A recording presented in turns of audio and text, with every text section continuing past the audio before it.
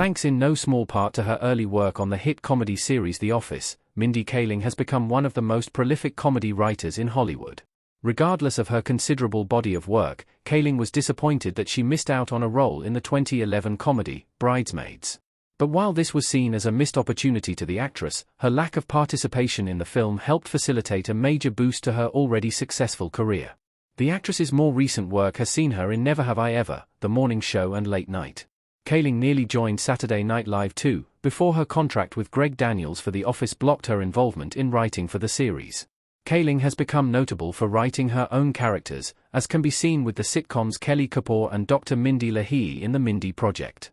However, the actress's career took off only 1 year after Bridesmaids, proving how consequential her absence from the really was, in a good way. Mindy Kaling's career takeoff happened 1 year after Bridesmaids with The Mindy Project. It's likely that the Bridesmaids and The Mindy Project's timelines would have collided. Kaling auditioned for Lillian in Bridesmaids over a decade ago, before the role went to Maya Rudolph. When speaking of her regret about the project, Kaling said, "Bridesmaids is a movie I loved, I practiced it so much, I was so into it, and I loved that whole cast. That was one that was a heartbreaker, via Bustle." However, the short time between the two projects suggests the projects may not have aligned with her schedule, as there were only 12 months separating the works. The Mindy Project was the catalyst for future projects, showcasing her versatility in the industry. Beyond doubt, Kaling's role in The Office helped make a name for herself in Hollywood and garnered the writing experience necessary to create a range of solo projects. That being said, The Mindy Project truly established her position in the industry and her flair for comedy. The impressive series aired for 6 seasons, and definitely proved that her writing on The Office was not just a lucky break.